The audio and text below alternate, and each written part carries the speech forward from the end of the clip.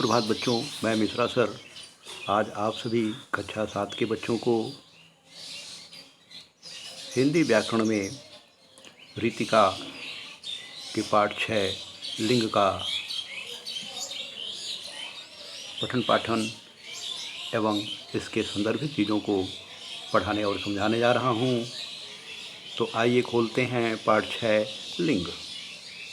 सबसे पहले इसमें मैंने यहाँ पर हेडिंग बना करके दिया है, लिंग की हेडिंग डालेंगे और इसके अंतर्गत मैंने डबल इन्वर्टेड कामा में लिख करके दिखाया है, उसे कॉपी में लिखेंगे।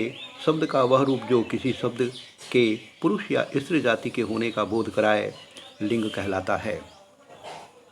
जैसे में मनीष और उसके दादाजी टीवी पर मैच देख रहे हैं। दूसरा एग्जाम्पल है, मनीष की बहन रवीना और उसकी दादी जी के साथ रसोई में कुछ काम कर रही है। यहाँ पर उदाहरण में मनीष और दादाजी, दूसरे में मनीष, रवीना और दादी जी, 3 शब्द हैं। मनीष और दादाजी को पढ़ने पर हमें जो है पुरुष जाति का बोध हो रहा है, जबकि रवीना और दादी जी शब्द को पढ़ने पर हमें स्त्रीलिंग शब्द का बोध हो रहा है। अतः ये शब्द जो है लिंग को संबोधित कर रहे हैं। तत्पश्चात हम आते हैं लिंग के भेद। कॉपी में हेडिंग डालेंगे लिंग के भेद और उसके अंतर्गत लिखेंगे हिंदी में लिंग के 2 भेद होते हैं, पुल्लिंग और स्त्रीलिंग। पुनः कॉपी में हेडिंग डालते हैं पुल्लिंग और इसके अंतर्गत जो है मैंने अंडरलाइन करके दिया है, कुछ शब्द पुरुष जाति का बोध कराते हैं, उन्हें पुल्लिंग कहते हैं।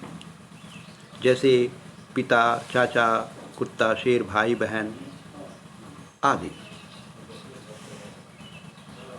इसकी जगह पर मैं आपको थोड़ा सा इससे विस्तृत शब्द समझाने की कोशिश करता हूँ। संज्ञा शब्द के जिस रूप से पुरुष जाति का बोध होता है उसे पुल्लिंग कहते हैं। जैसे में आप वही लिख सकते हैं, पिता, चाचा, कुत्ता, शेर, भाई, बहन आदि। दूसरा हेडिंग कॉपी में डालते हैं स्त्रीलिंग।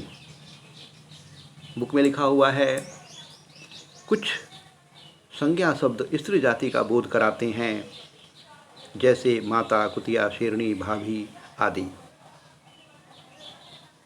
यहाँ तक लिखेंगे कॉपी में। इसको मैं अलग रूप में एक परिभाषित करके आपको सुनाता हूँ। संज्ञा शब्द के जिस रूप से स्त्री जाति का बोध होता है उसे स्त्रीलिंग कहते हैं। इसमें और भी बहुत सारी चीज़ें आ सकती हैं, पत्नी, रानी, बच्ची, छात्रा इत्यादि। तत्पश्चात एक हेडिंग आता है लिंग की पहचान। लिंग की पहचान जो है इसे आपको बुक से याद करना है, मैं यहाँ बता देता हूँ। संज्ञा शब्दों के 2 वर्ग बनाए गए हैं। नंबर 1 पे है ऐसे शब्द जो प्राणीवाचक हैं अर्थात सजीव हैं, मनुष्य, स्त्री, पशु, पक्षी आदि। और दूसरे जो हैं ऐसे शब्द जो अप्राणीवाचक अर्थात निर्जीव हैं, जैसे पेड़ पौधे, नदी, पर्वत, घर आदि। इसमें मैंने ब्रैकेट में करके लिखा है, उसे खास करके याद करेंगे, विशेष तौर पे याद करेंगे। प्राणीवाचक संज्ञा शब्दों का लिंग निर्णय सरल होता है, क्योंकि जो प्राणीवाचक शब्द हैं उन्हें उनकी शारीरिक बनावट और लक्षणों के आधार पर स्त्रीलिंग और पुल्लिंग में पहचाना जा सकता है। और दूसरा जो है मैंने ब्रैकेट में करके आपको याद करने के लिए लिखा हुआ है कोष्टक में, अप्राणीवाचक संज्ञाओं के लिंग का निर्णय परंपरा के अनुसार किया जाता है, आधार पर किया जाता है। अर्थात परंपरा में कुछ निर्जीव वस्तुओं तथा पदार्थों को पुल्लिंग और स्त्रीलिंग में बांटा गया है। इसकी कुछ विशेष कारण हैं। आगे चलते हैं। हमने आम खाया, हमने लीची खाई। तो यहाँ पर जो है आम जो है वह पुल्लिंग हो जा रहा है, जबकि लीची स्त्रीलिंग हो जा रही है। तो ये चीज़ें जो हैं आपको बुक से याद करनी है, ठीक है। मैं आपको जो है आगे ले चलता हूँ हिंदी में लिंग पहचान के कुछ नियम। ये कॉपी में हेडिंग डालेंगे और उसके बाद जो है नंबर 1 डाल करके लिखेंगे पुल्लिंग पहचानने के कुछ नियम। नंबर क,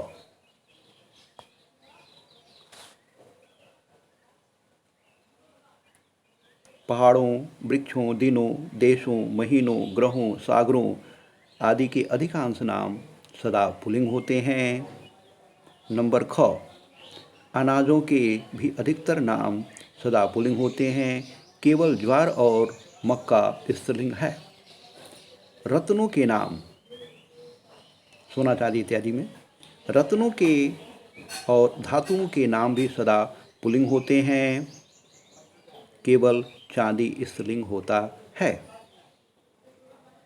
नंबर 2 पॉइंट डालेंगे स्त्रीलिंग पहचानने के कुछ नियम। ये सभी चीज़ें जो हैं कॉपी के अंतर्गत जैसे मैंने बुक में करके भेजा है वैसे ही लिखना है। नंबर 2 हेडिंग डालेंगे स्त्रीलिंग पहचानने के कुछ नियम। उसके बाद क नंबर डाल के लिखते हैं कॉपी में नदियों, झीलों, खेलों, गहनों, तिथियों अर्थात डेट, तिथियों के नाम सदा स्त्रीलिंग होते हैं। ख, भाषा और बोलियों के नाम भी सदा स्त्रीलिंग होते हैं। नंबर ग, बड़ी ई, दया, आहट, आवट, ता आदि के अंत होने वाले शब्द अर्थात इन प्रत्ययों से बने शब्द सदैव स्त्रीलिंग माने जाते हैं, जैसे चोरी, डिबिया, घबराहट, सजावट, मित्रता, पढ़ाई आदि। इसके बाद नेक्स्ट हेडिंग डालते हैं कॉपी में शरीर के अंगों में लिंग का बोध। नंबर 1 डालेंगे, लिखेंगे शरीर के कुछ अंग सदा पुल्लिंग माने जाते हैं, जैसे हाथ, पैर, सिर, पेट, घुटना, कान, दांत, अंगूठा आदि। नंबर 2 डालेंगे शरीर के कुछ अंग सदा स्त्रीलिंग माने जाते हैं, जैसे नाक, आँख, जीभ, कमर, टांग, उंगली, मूछ, गर्दन, कोहनी आदि। तत्पश्चात हम आते हैं समूहवाची शब्दों में लिंग की पहचान। ये हेडिंग डालने के बाद से नंबर 1 डालेंगे और लिखेंगे समूहवाची शब्दों में कुछ शब्द पुल्लिंग माने जाते हैं, जैसे झुंड, समूह, ढेर, बेड़ा, जत्था आदि। तत्पश्चात हम आगे आते हैं, नंबर 2 डालेंगे कॉपी में और लिखेंगे समूहवाची शब्दों में कुछ शब्द स्त्रीलिंग माने जाते हैं, जैसे मंडली, टोली, कच्छा, टुकड़ी, सेना आदि। इसके बाद एक विशेष कर करके आपको जो है ब्लॉक में लिखा हुआ है, ये आपको याद करना है,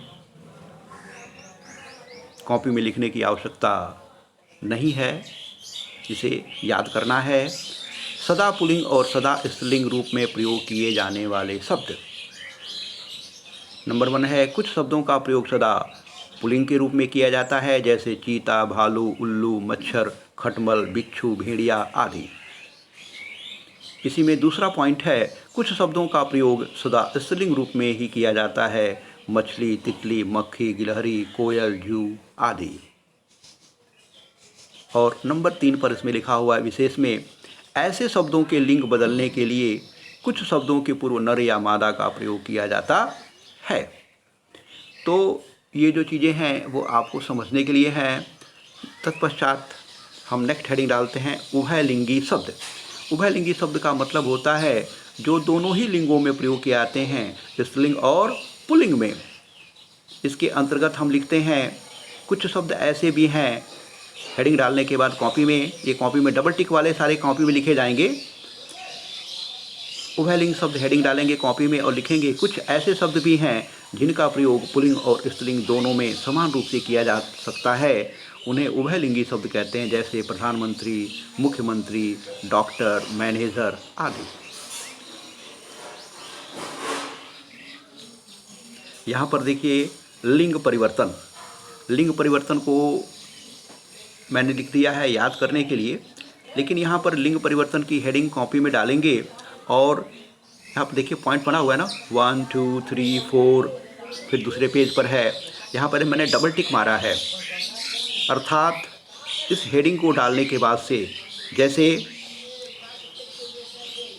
पुल्लिंग शब्दों के अंत में आ जोड़कर इसमें से 5 शब्द लिख लेंगे। नंबर 2, पुल्लिंग शब्दों के अंत में नी जोड़कर इसमें से 5 शब्द लिख लेंगे। पुल्लिंग शब्दों के अंत में आनी जोड़कर जो लिंग परिवर्तन होता है उसमें 5 शब्द लिख लेंगे कॉपी में।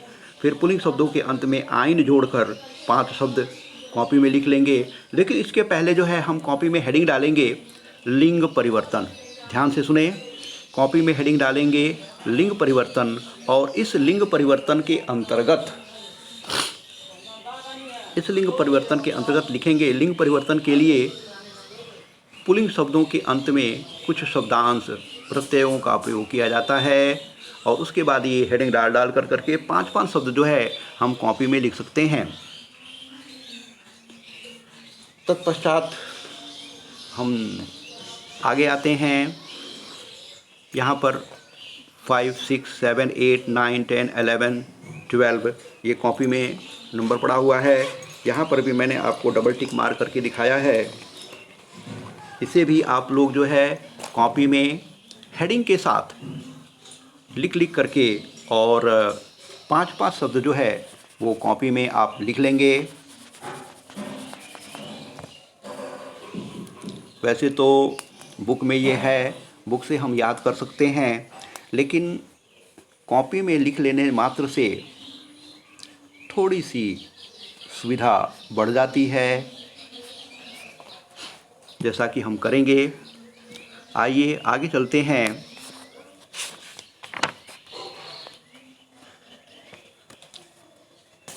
यहाँ पर जो है 12 का जो रेस्ट पार्ट है, बचा हुआ पार्ट है, वो यहाँ पे मैं आपको दिखा रहा हूँ। तत्पश्चात हम आते हैं आओ दोहराएं। आओ दोहराएं जो है पीछे पढ़ाए गए जो संदर्भ हैं उन्हीं का एक संक्षिप्त रूप लिखा हुआ है यहाँ पर। तत्पश्चात हम आते हैं आओ कुछ करें। आओ कुछ करें यह होमवर्क के रूप में है, इसे मैंने पूर्ण रूप से आपको करके दिखाया है। ये सारे जो हैं 1, 2, 3, 4, 5, 6 सभी बुक में ही करने हैं। तत्पश्चात जो 7 क्वेश्चन नंबर है मैंने होमवर्क के रूप में दिया है, इसे आप अपनी रफ़ कॉपी में करके प्रैक्टिस करेंगे, क्योंकि यह सभी चीज़ें जो हैं मैंने आपको पहले ही इस पाठ में पीछे जो है आपको बता दिया है कॉपी में लिखने के लिए, अतः पुनः इसे लिखने की आवश्यकता नहीं है। यहीं पर मेरा वीडियो समाप्त होता है। थैंक यू, धन्यवाद।